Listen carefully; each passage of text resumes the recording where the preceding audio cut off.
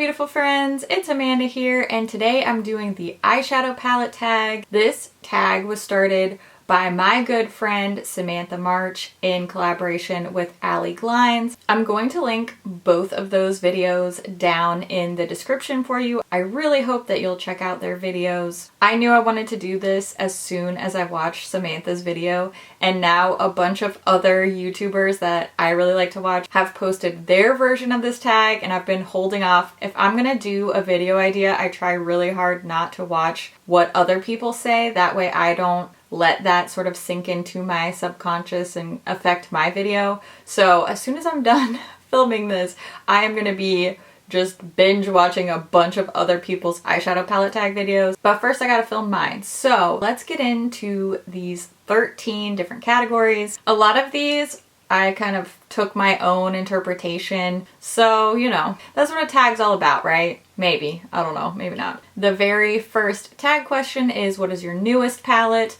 I kind of have two answers for this. The most recent palette purchase that I made was this Melt Cosmetics Rust palette. Man, I love this palette. It was in my most recent monthly favorites. It is super pretty. It is really giant. So this is my most recent purchase, but you may notice in the description box I like to list some of the products that I'm wearing, usually what's on my eyes, my lips, and my nails. So if you look down there, you'll see I'm actually wearing this palette. It hasn't been released yet. I received this in PR. This is the Escape Pod Palette from Kaleidos. So this one came into my life most recently, but the Rust palette was my most recent purchase. So that's why I say technically I have two answers for this one. This video will be coming very soon. The next tag question is, what is your oldest palette? Now, I'm gonna put a picture up here for you. The very first eyeshadow palette that I ever purchased from Ulta as an adult was the old school Too Faced Naturalized palette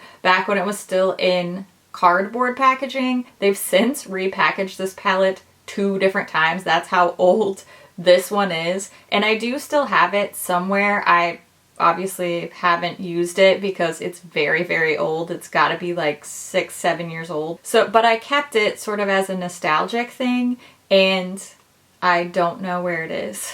So technically, that's my oldest palette, but I did want to have something to show you. This is gotta be one of my oldest palettes. This is the original Lorac Pro. This thing is so beat up. The mirror is broken. I've had this for a very, very long time. Probably almost as long as I've had that Too Faced Naturalized palette, but I so clearly remember purchasing that. But this one's pretty old too. I wanted to have something to show you, so this Lorac Pro palette will be the placeholder for the missing in action Too Faced Naturalized palette. Now, the next tag question is most expensive, and I know this is the part where everybody's pulling out their Natasha Denona and their Pat McGrath and all of their really, really fancy palettes that are triple digits, and my most expensive palette is $68. This is the Huda Beauty Mercury Retrograde palette.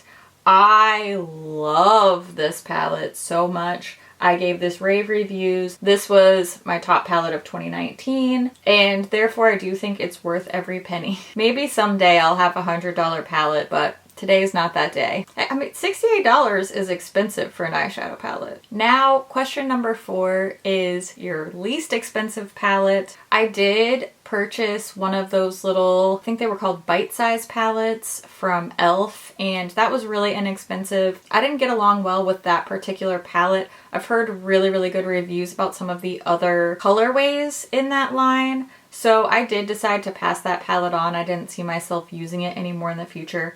So that would have been my least expensive palette. Instead, we're talking about this Maybelline City Mini palette. This one's called Matte About Town.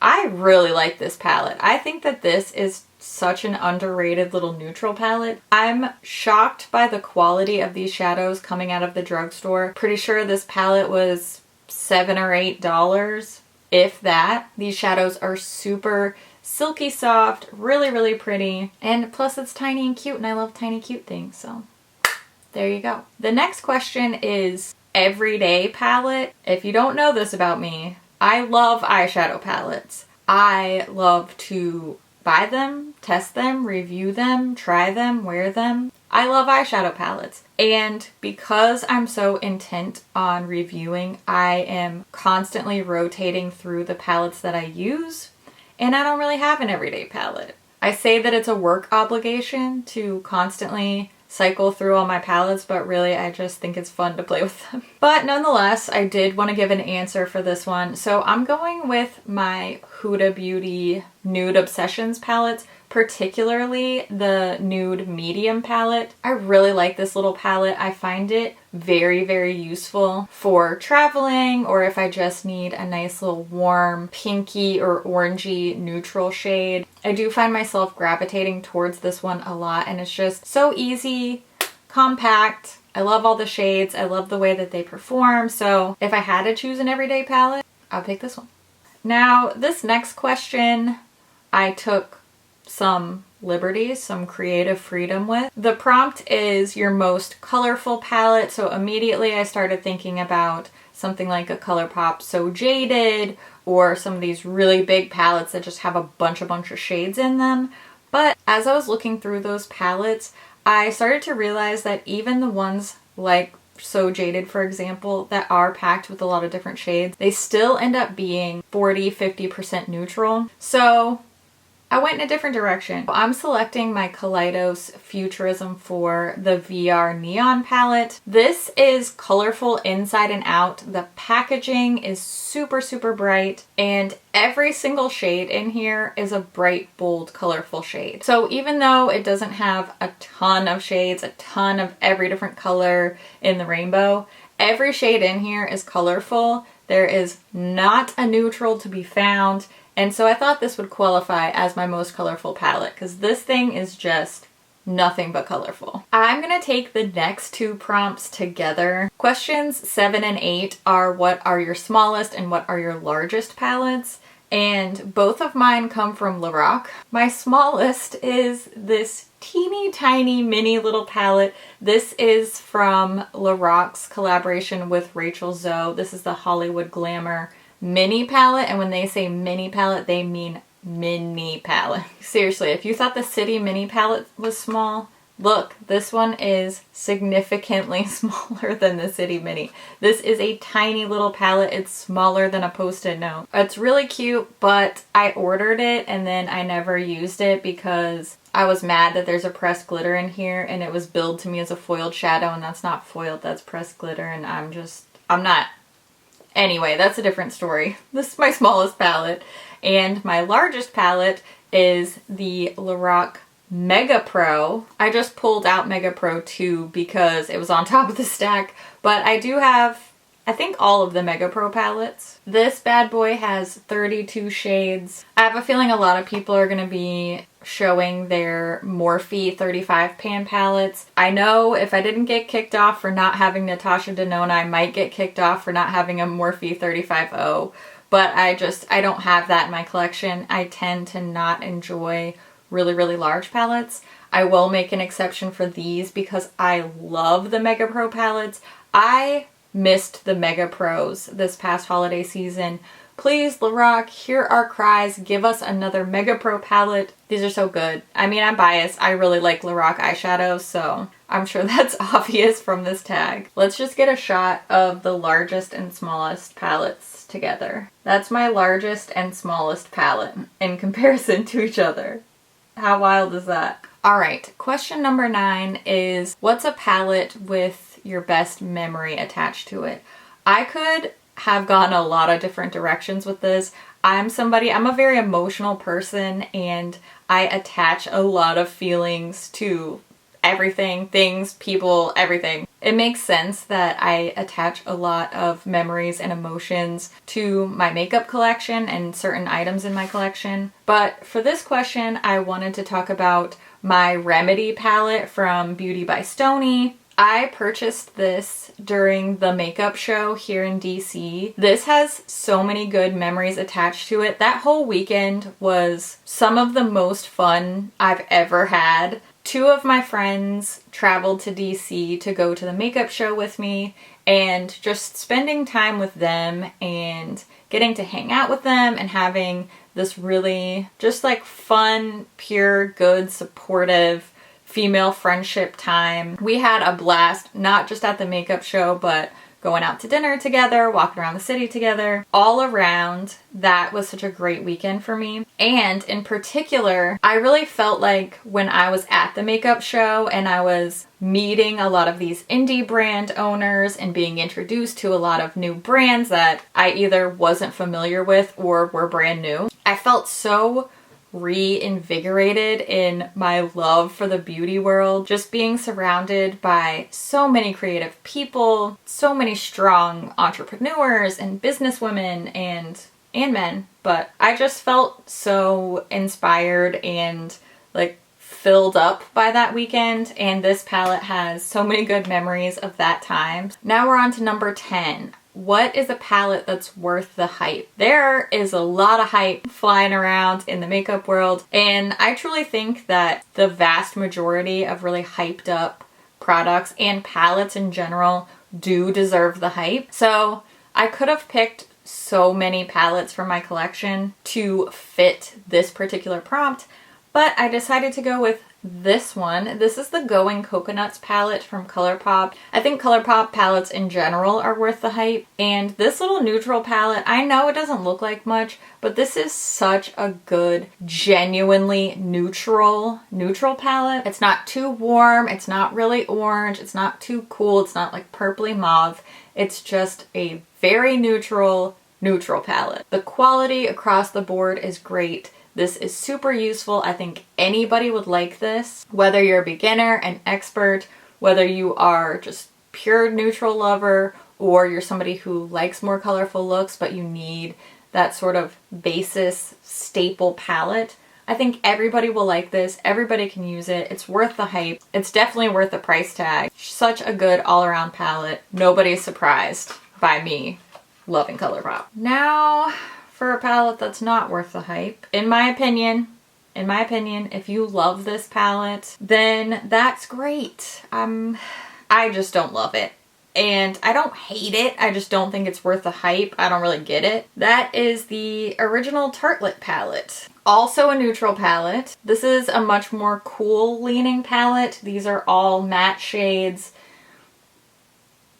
Yeah, I don't know. I mean, so many people loved this palette and talked about it. Back when it first came out, this was a beauty guru favorite, and I just don't really think it's that great. I don't think that the formula is any better than a ColourPop formula. This is way more expensive. There's not a mix of finishes. It all just kind of looks the same on the eye. I don't know. There are a lot of Tarte palettes that I do really, really like. I just don't get the hype around this one in particular. Oh boy. The next question is your favorite palette from your favorite brand. Well, I have a lot of favorite palettes and I have a lot of favorite brands, but to no one's surprise, I am selecting the Good Sport palette from ColourPop. This is sadly discontinued. I love this palette. It's so interesting. It's fun. It's pretty. The quality is great. There's a mix of finishes. You can do all kinds of eye looks with it. I love it. It makes me happy and joyful every time I use it. I love my look. I don't know what else to tell you. I've raved about this palette so much. I love it. Please bring this back, ColourPop, please. You know, I asked when I did my favorites bundle with ColourPop, I was like, well, you know, we could bring back the Good Sport palette for my bundle. They declined that offer, but I tried, okay? I've been trying. They don't actually care what I say. I love this palette. Okay, let's move on. All right, most used palette. I realize the irony after roasting the Tartelette palette for being a boring, all neutral, all matte palette. The fact that this is my most used palette. This is the Semi-Sweet x9 palette from MAC. A little 9-pan. Yes, it's all matte, but there's a lot of different colors in here, okay? It is mostly neutral, but we got a little mustard, a little red, we got some gray, we got some brown. This has been my constant companion palette. Every time I travel, I take this with me and I use it every single time. Well, let me show you a close-up of how dirty this palette is so that you will see the true nature. Like, look at that. Look at this. And this shade is surely about to hit pan. I mean, the dips in some of these shades, I don't know if it's picking up on camera. That's my most used palette. All right, we made it through all 13 questions in this tag. I love tag videos. This is just so fun. It's so old school beauty YouTube. They're fun to watch. It's fun to see what other people choose. But actually participating in a tag like this really makes you think hard about your own collection too. So I invite everybody out there who's watching to jump in on this tag. Even if you don't make videos or you're not interested in posting about it, you can always answer all the questions down in the comments below so that we can see what your palette tag answers look like. I always love to hear what you guys think about things too, so make sure you leave a comment. Tell me what your favorite palettes are, what are your biggest palettes, what are the most overhyped palettes, and as always, thank you so much for watching. I'll see you in my next video. Bye! If you've never posed for a thumbnail, you can feel pretty dumb doing that sometimes. I'm gonna be honest with you. It's okay. It's okay. I'm very beige today. We're just gonna embrace it. It's fine. It's down in the description box. Why does that always happen? Alright. Really need to calm it down. They've since none of those were words. I hope I don't lose my beauty guru status because I don't have a $129 palette. Don't kick me out. No, I'm just kidding. I'm not here to shade anybody. You buy whatever you want to buy. I'm very shocked. Very shocked. Ma'am, can you be quiet? And it's gorgeous, by the way. What is this called? Your smallest and what of it? What? Wow. Now I miss my friends. Sorry to everybody who loves that palette. Don't come for me. I just... What? Where was I going with that? You can leave your...